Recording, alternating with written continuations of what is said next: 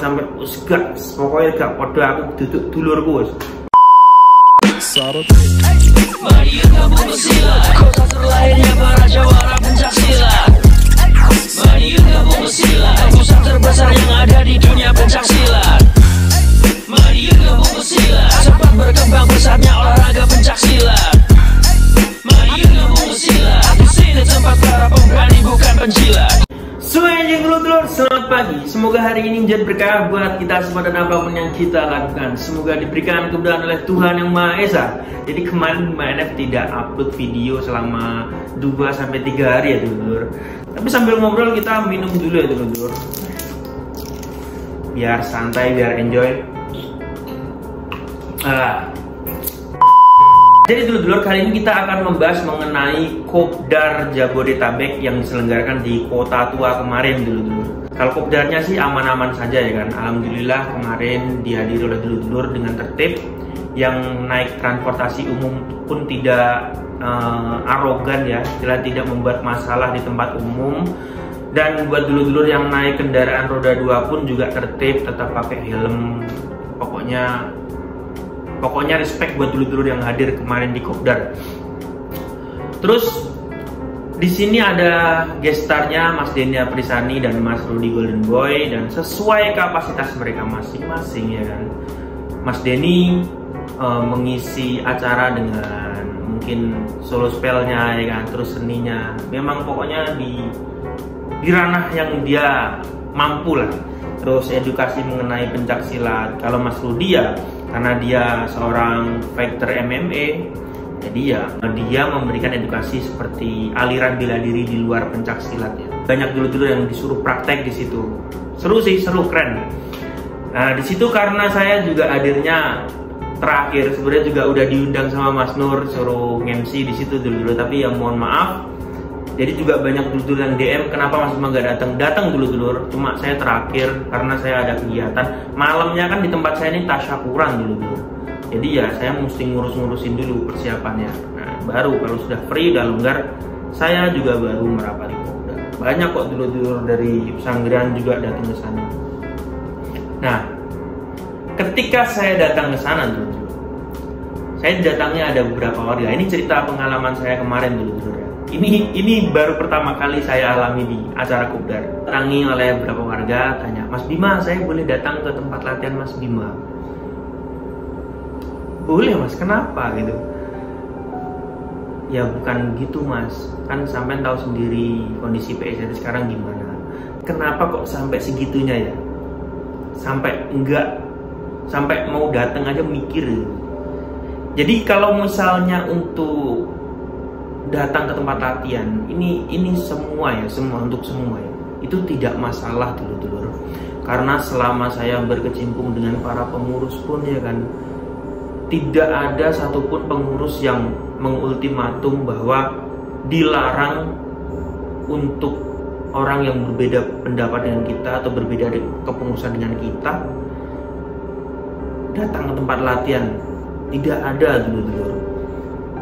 Jangankan sesama lambangnya yang sama ya kan, beda organisasi saja boleh. Mungkin dari Pagar Nusa atau IKSPI, Zawinongo datang boleh, tidak ada larangan. Jadi mungkin dari konten-konten yang saya buat ya kan, atau video yang saya bahas dulu ini mungkin ya pandangannya ke saya mungkin sekarang sudah berbeda. Tapi insya Allah kalau untuk persaudaraan atau silaturahmi, ini kita tidak akan pernah memutus dengan siapapun dulu. Karena para pengurus pun, kalau untuk di kepengurusan saya ya kan, juga tidak pernah istilahnya jangan sampai kumpul sama si A, jangan sampai kumpul sama si B, enggak. Persaudaraan kita itu kekal abadi sampai nanti di liang lahat ya kan. Untuk persaudaraan tidak akan pernah terputus. Organisasi ini hanyalah wadah, di mana setiap penjelasan saya itu maksudnya secara administrasi dan organisasi kita sudah berbeda gitu. Mungkin kalau untuk hanya sekedar silaturahmi ya kan, datang ngobrol ngopi, tidak ada masalah ya kan. Kalau untuk megang siswa, nah itu beda lagi dulu. Itu karena sudah ranahnya di organisasi. Pokoknya gini, segala sesuatu yang diatur di ADART sebuah organisasi, itulah yang tidak boleh dimasuki oleh orang luar. Kecuali silaturahmi. Silaturahminya tidak diatur dalam ADART. Jadi kita bebas bersilaturahmi dengan siapapun. Dan mengenai tempat latihan dan acara kopdar, itu kita harus bisa memposisikan diri kita. Jadi ketika kita harus fanatik, harus kita di sini istilahnya dalam wawasan kita harus menyempit dalam sebuah organisasi, ya cukup dalam organisasi saja. Kalau sudah keluar, kopdar ini kan acara ajang silaturahmi dulu. Ajang silaturahmi yang sebenarnya tidak menutup kemungkinan kopdar ini dilaksanakan tidak hanya dalam lingkup SLTRATE saja. Mungkin kopdar Trah SH atau kopdar antar pesilat se-Jawa Timur. Jadi kita harus membuka diri kita, ya kan. Alangkah baiknya apabila kita bertemu sesama warga SLTRATE walaupun dengan kepengurusan yang berbeda, tetap dulur-dulur silaturahmi itu tidaklah terputus.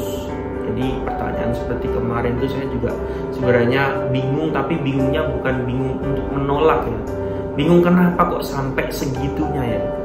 Untuk bersilaturahmi saja sangat-sangat membatasi diri gitu. Jangan seperti dulur-dulur, kita tetaplah saudara. Jadi terlepas dari itu semua, saya sangat respect dengan dulur-dulurku yang kemarin hadir di acara kopdar, ya kan. Setelah acara pun juga memunguti sampah-sampah. Jadi tidak ada komplain dari pihak keamanan dan pihak kebersihan di Kota Tua. Semoga bisa terselenggara lagi acara seperti ini. Dan intinya acara kopdar seperti ini memang harus kita dukung ya. Karena beda kopdar di perantauan sama kopdar di kampung. Ini kita analisa itu nyatanya seperti itu dulu. Kalau kopdar di kampung mungkin sangat riskan dengan tawuran ya kan, atau bentrok. Tapi kalau kopdar di perantauan ini penting karena ini kan adalah wadah bagi kita ya, bagi para perantau untuk menemukan satu ya organisasi kita ya kan, rayon-rayon di mana ya kan, terus menambah saudara, lalu menambah referensi kita. Saya pun juga mengawali SLTRATE ini ya kan, aktif kembali di SLTRATE ini ya melalui komunitas gitu.